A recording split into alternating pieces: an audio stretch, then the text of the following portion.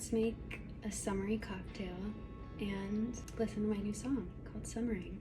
I have a lot of sage in the garden this year. So much sage, and it's usually not an herb I think of when I want to make a drink. I love an herbaceous cocktail. I usually use gin in most of my cocktails. Not in this one because it'll, I think, really clash with the sage. So we're going with a regular old vodka. So I'm gonna go get some more. I just got a couple of pieces. All right, I just cut some. I thought that I was rolling, I wasn't. I cut them from really far down, but that's because I don't care whether this grows more because I have way too much sage already.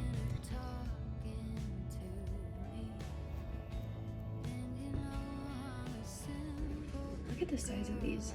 I don't have a recipe for this. I just googled sage cocktail because I had sage I needed to use up and then didn't read any further. I just saw lemon. I don't have a muddler, so what I'm gonna do is instead of making a simple syrup to sweeten the drink, I'm gonna use this turbinado sugar to aid in the muddling of the sage. But anyway, something with a little bit of grit is helpful when you're kind of, I don't know what it is. I don't know if I started this or now everyone does it. We all like a sparkling cocktail in this household. So it doesn't matter if something's flat, like I'm gonna finish it with sparkling water. And so that's why these are so big. Like for a cocktail, it's kind of weird, but most of what I make are like spritzes. We've got our cocktail shaker. We've got our sage. The smell reminds me of Thanksgiving. It doesn't give super summery to me. You've got your turbinado sugar. You've got to put some of that in there. We're gonna juice a lemon, but you don't want to put too much liquid in yet, or else you'll fuck with the muddling. Sorry if you hear my dishwasher going. I had like one of those deep clean days today, which was very satisfying. And now I'm just running one of those like pods in my dishwasher to clean it. I love a clean dishwasher. I cleaned out the filter this morning. Things that you might not know you need to clean your dishwasher. I should also mention that the audio to this video is my new song that I just put out. I really hope you listen to it. But anyway, yeah, I wrote Summering when I was actually in Nashville because I fucking missed it up here.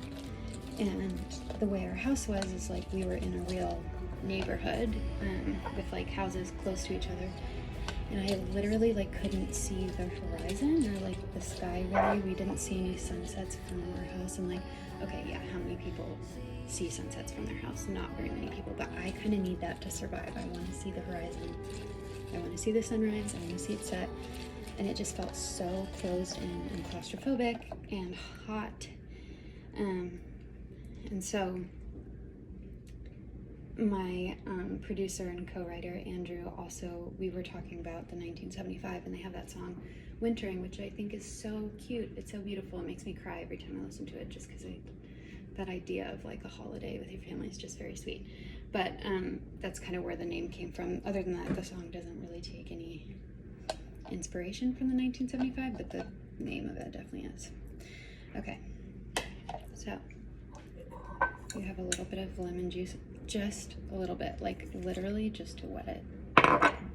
And then go in with, hopefully you have a muddler. I don't. This is just regular finer sugar, and it'll be dissolved more easily by the lemon. I like to make cocktails for family and friends when they come over, and all of them end up like some shade of green because I'm just a big herb person. But they always taste good. I made like a mojito kind of thing, and it looked like swamp water for July 4th, and everyone loved that one. And then I have a signature gin drink, which is I just puree like limes, basil, and mint, like a fuck ton of it, and sugar, strain that all out, and then put that with gin and sparkling water, and it's actually so good. But again, also green. When I'm making kind of a batch cocktail like this one, it's not really like a batch. I'm making 4 at once. I didn't used to measure out the alcohol, but my parents are British, and so my measurements were like way off for how much liquor is supposed to be in a drink, aka like way too much. And then I looked it up, and I always thought it was 2.5 ounces. It's not. It's like 1.5 on the heavier side. So I've been getting everyone really drunk for years. It's a 1/4 cup, roughly a 1/4 cup of booze per person. tastes like sage. I'm gonna go fill this with ice and give it a good shake.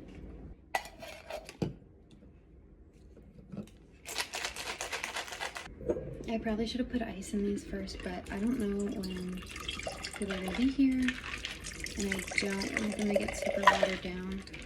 This is essentially the way I make every drink.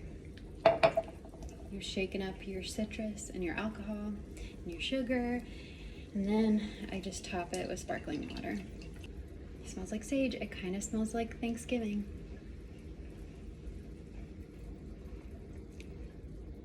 Oh, it's nice though. That's really nice.